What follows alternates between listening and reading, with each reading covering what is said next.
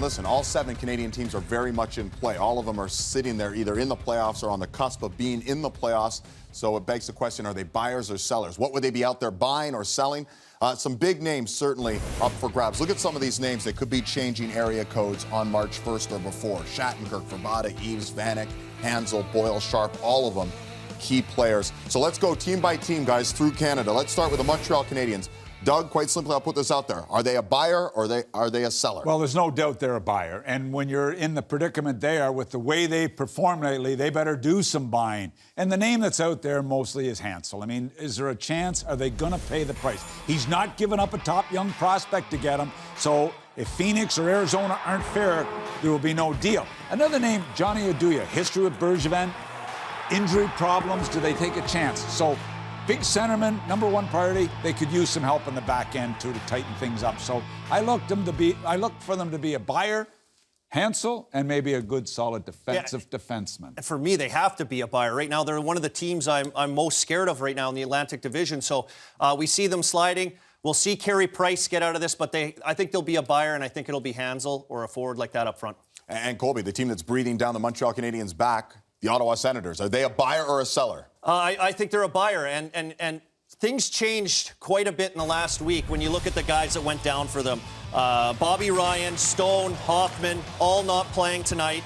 Wingles is back. They did trade for Wingles and get Wingles in here, so there's a guy that they got. But I can see them adding some depth. I can see them adding some depth on defense. So we'll see what they do, but I think this team's a buyer. This is a team that's really coming on, and this Atlantic Division, I can see them winning that division. Again, 5-6 defense. They love their top 4, 5, 6, 7. They could use some depth there. Lazar's name's been out there. I can't believe they will move that youngster. You got to give him some time because of injuries and time in the minors. So, yeah, they're buyers, but just little buyers. All right. They're not big buyers. They're little buyers. The Maple Leafs, 1 point currently out of a playoff spot. Doug, are they a buyer or a seller? That's a tough one. Yeah, and they, now when you get this close, you want to get in the playoffs. So Boyle is a name that's out there, and you hear it often, that big fourth-line sentiment. I think he'd be a real nice fit.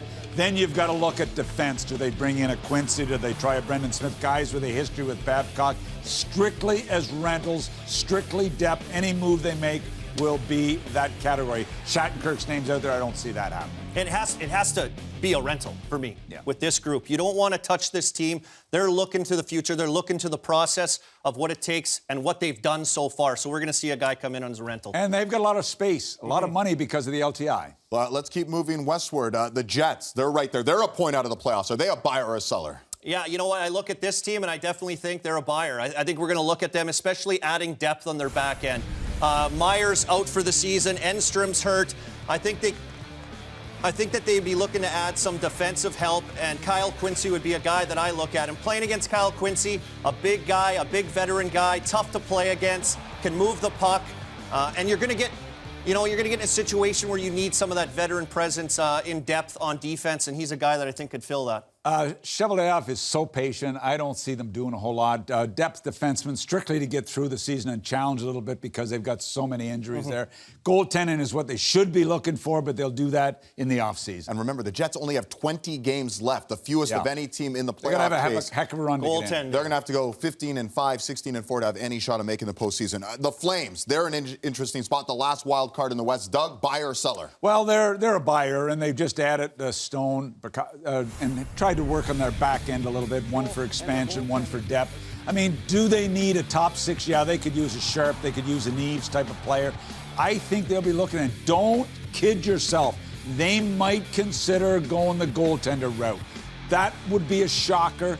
Would a Bishop end up there? I know they tried to get him last summer, but they are still talking about acquiring a goaltender in Calgary. Elliott simply has not got it done for them. Yeah, I could see. That would be great if they got a goalie. But, you could see a guy like Goudreau. They need some scoring, So I think it makes sense that, Eaves, a guy like that would come in with the year he's had, can play in a lot of different positions. Problem is, Tampa, if they win tonight, they're only 4 out, and they're going to be able to keep fishing. Everyone feels it, which is slowing things down that's to the a problem. grind. Johnny Hockey, the 1 goal in his last 19 games. They could definitely use some more from Johnny Hockey. Let's stay in Alberta. The Oilers, buyer or seller? Well, I look at the Oilers. I think right now with the Oilers, adding from within. I look at this group. They're going to get Russell back tonight, a guy that's been injured. We talk about Darnell Nurse, at what they'll add.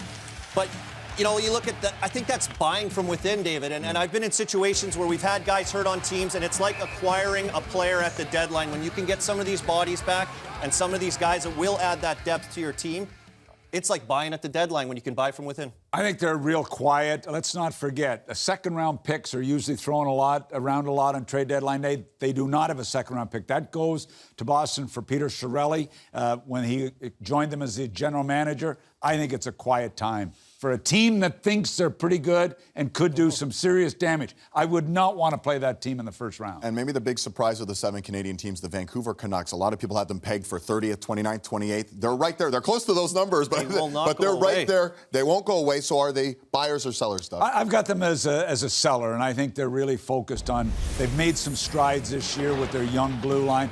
Burroughs, to me, is a guy that would be in demand. Lots of people would like to have this veteran Hansen. Is out there. His contract is an issue because he's got another year and he's got a modified no trade. So I don't know that they'll do a lot. Do they try to move Ryan Miller? Does a team take a chance on Ryan Miller as a rental? So, I mean, obviously he'd have to approve that. So there's, you know, to me, they're on the right track to start a little more of a deeper rebuild. Real quick, if you're going to sell a Burroughs or a Miller, what are you expecting back? I think you're looking at a second or third round pick. A second round pick, you'd be hard pressed to pay it for him. A third and maybe a fourth, or a third and a fifth. I think Calgary, what they did in Stone, getting a third and a fifth, has set a bit of a tone. But let's not forget, the team that doesn't have any money in Arizona are holding $2 million prorated back on that. That's a shocker. Burroughs is playing like he wants to get traded. Yeah. He'd be a good pickup. Yep. Yeah, and with some playoff experience, had that run with Vancouver to the Cup final a few years back.